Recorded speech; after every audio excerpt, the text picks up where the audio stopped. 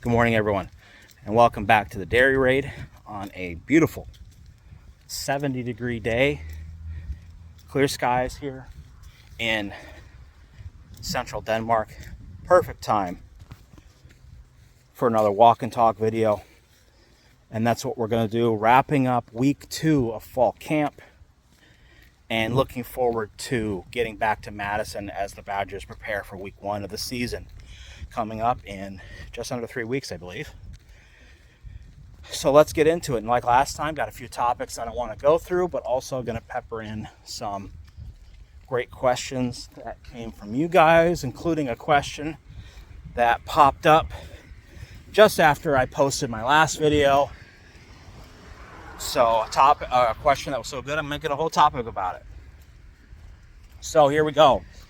Let's talk about week 2 of fall camp, and the big one for me that came out is it appears that the quarterback competition is over. As of last night, when the Badgers did their final scrimmage in Platteville, Tyler Van Dyke took all of the QB1 reps, and to no shock to anybody on this side of the camera, he appears to be the starting quarterback. And I know I am a terrible content creator when I'm dismissing topics of conversation and topics of interest by saying there was no competition, no controversy with the quarterbacks. It's because it really didn't appear to me that there was. It appeared to me that there was a plan to make the QB room better, to give Tyler Van Dyke time to learn the offense, and to strengthen the QB room more than just giving all the reps to one guy and hoping that the backup doesn't have to go in. That's not what camp's about. Okay? Now that they're getting into game weeks, okay, that's when you need the QB1. Until then, we're installing, we're learning, we're getting better, and we're taking the skill set that Tyler Van Dyke possesses and the skill set that Braden Locke possesses and bringing them closer together. So you get Tyler Van Dyke, he's got the big, strong arm, NFL measurables. Braden Locke, a little bit smaller, a little bit weaker arm, very smart kid, type of guy who's going to be a Division I offensive coordinator 3 years after he retires kind of player. And you got to bring them closer together. It gives time for Tyler Van Dyke to get up to speed with the system, and also allows them to hone Braden Locke's skills, because he's projected to be the starter for the next 2 years after this year if he can win the competition next year, where it's going to be different, where the bigger, stronger arm is going to be coming from a guy who's younger than him, including his brother. Anyways, so now that Van Dyke has seemingly won the starting job, what kind of quarterback do we have? And what kind of player did we get? Well, when the news of the transfer came through, we certainly heard a lot about Van Dyke's arm, but we also heard that Van Dyke was a statue and that he didn't move well in the pocket. And you look at his stat line, and that would bear that out. I think he had like 150 yards rushing, 1 yard per attempt kind of thing. Sounds about right. And then I started looking at the film. As I was preparing to do my breakdown video on him, I was impressed by his arm, but pleasantly surprised by his legs. I saw a QB who can move in the pocket, and he could get out of the pocket when he needed to. And when the situation presented itself that he needed to take off, he could do it. And he did do it. In fact, there was a couple good runs against North Carolina that can bear out that he has sneaky athletic ability. And then he got into the strength and conditioning program with Brady Collins, and they started posting his running stats. And it's like, he's up there running with players on the roster that he shouldn't be running with. And you get surprised. And then you hear, especially at fall camp, where it seemed like every practice he had a signature run, is a too cliche way to say it, but he picked a right situation to pull the ball, and he broke off a big run. And that's exactly what we want to have in a quarterback in a system like this. We don't need a quarterback who's going to run the ball 10, 15 times a game. We need a quarterback who can be efficient with when he's keeping the ball. Efficient in doling out the punishment between him and the running backs and the receivers. And I think we have that in Tyler Van Dyke. He's going to be able to be involved in the QB run game enough to keep defenses honest, and that so Phil Longo doesn't have to change his system too dramatically to accommodate him. I don't think they would have brought him in if they didn't think that he would fit what they were trying to do. I mean, it makes sense. What he also brings to the game is something that I think Phil Longo missed last year, and that is more comfort in the RPO game. Because you saw with Mordecai, he was real slow to pull the trigger on a lot of the post-snap reads in the RPO game. In fact, I don't recount him doing it once. Braden Locke also came from a system that they didn't use really the RPO. He came from a pure air raid system. Tanner Mordecai spent 4 out of his 5 years at Oklahoma and SMU playing in a pure air raid system. Braden Locke played for Mike Leach. Tanner Mordecai played for 2 of Mike Leach's top proteges. So their games were different. Tyler Van Dyke, he played for 3 different offensive coordinators. And one of them in particular, Josh Gaddis, is known as a early adopter of the RPO. And he's a guy that in the coaching world we see a lot of coaching material from. So he understands, and they utilized it a lot. And I think he did okay. He was hurt a lot that season. But you saw, and that's where you saw a lot of his comfort going up the seams and going up the slants off of the action, even going forward after that. So that's going to add to the mobility of his game, because we saw last year, the best RPO plays that Mordecai ran were the ones where he'd pull the ball and then go hit somebody in the flat or hit somebody on the run. So we know we're going to continue that. Plus, we've got the ability to look downfield and throw an RPO, which is something that we missed a little bit last year. So he's going to bring that as well. Which leads to our first question of the week, which, again, I'm paraphrasing because, one, I can't even see my phone in front of me because of the glare.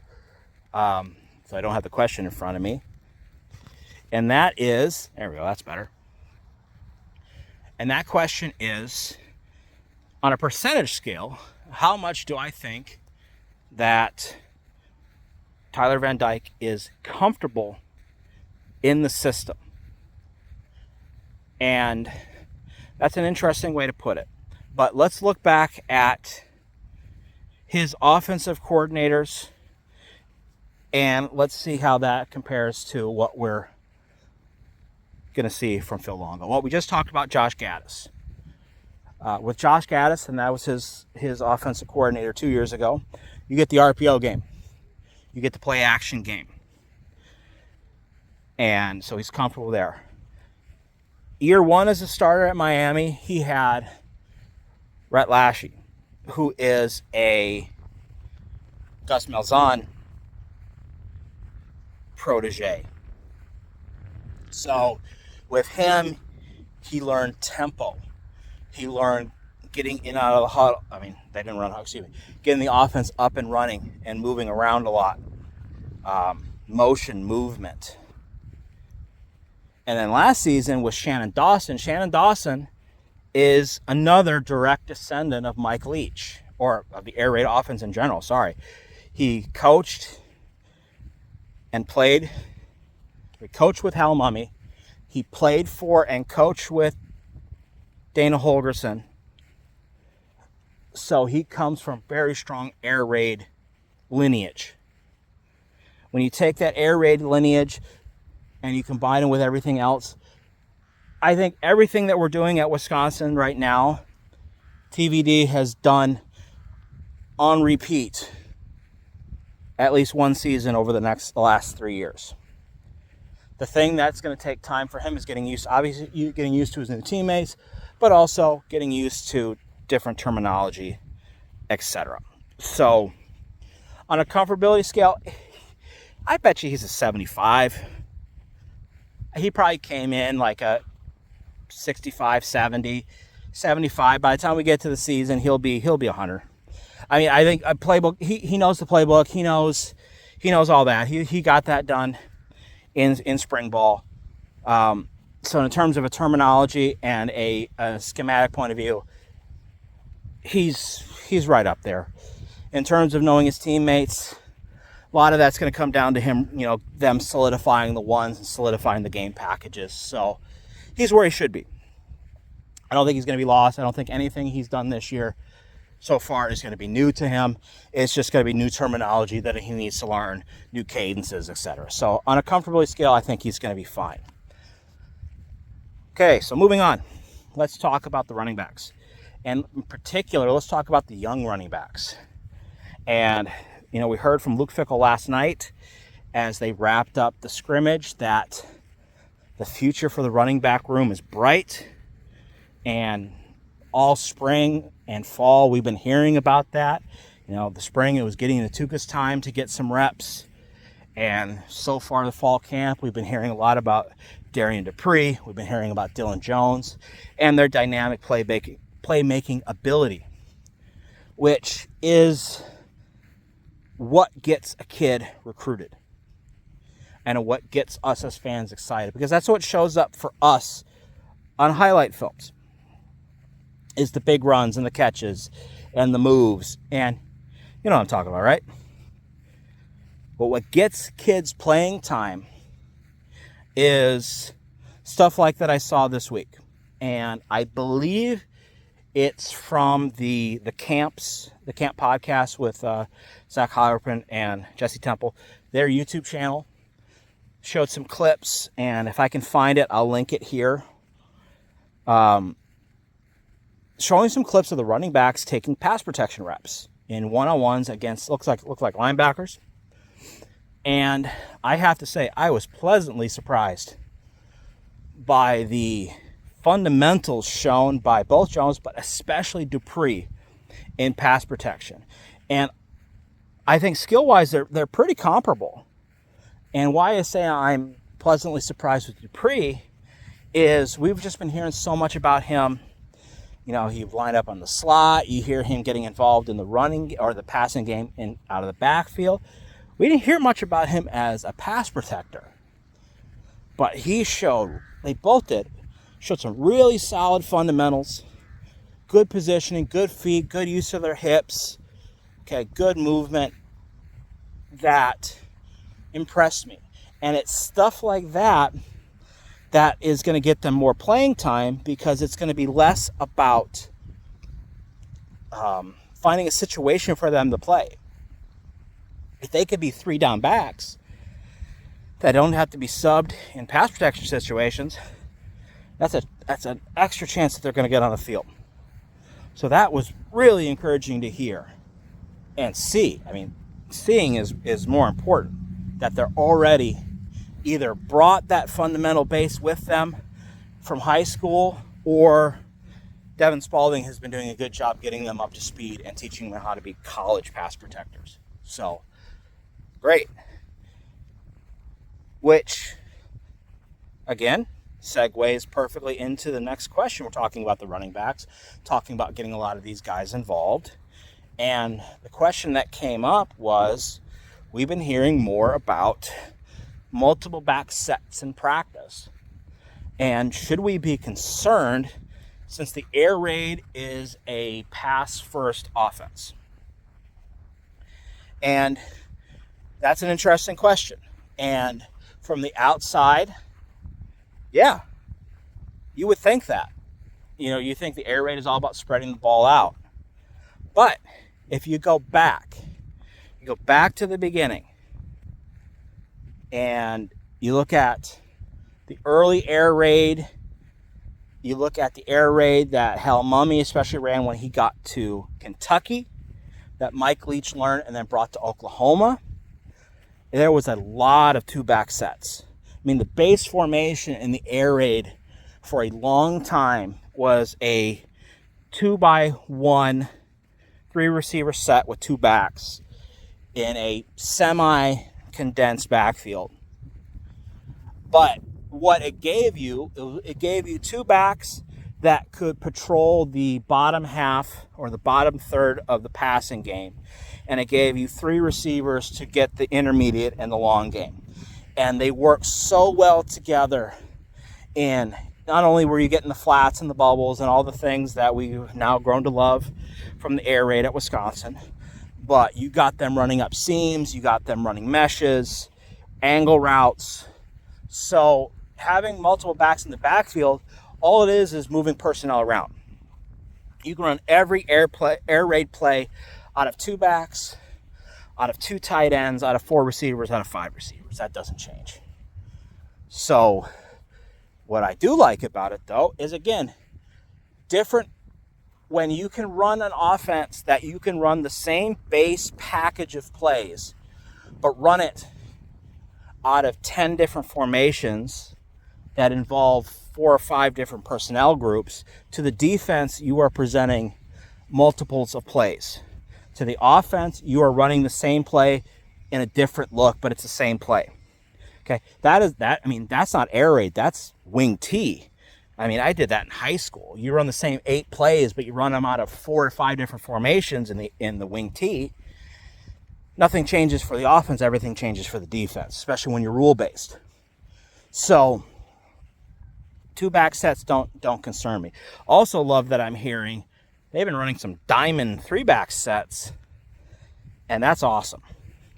I like that they're getting creative. I like that they're getting, stuff like that could be worked in goal line sets, but more also those kind of sets are great to catch defenses off guard in play action game in the RPO game. And they did run a couple plays under center on Sunday. There's video out there. They're still going to run the gun most of the time. But anyways, no, nothing to be concerned about with multiple backs. That just means there's more players who are going to get involved. And balance in the air raid offense is getting everybody involved and letting the defense tell you how those guys are going to beat them. What combination and what uses of those combinations are going to beat them, not 50-50. So I'm encouraged to hear that. All right.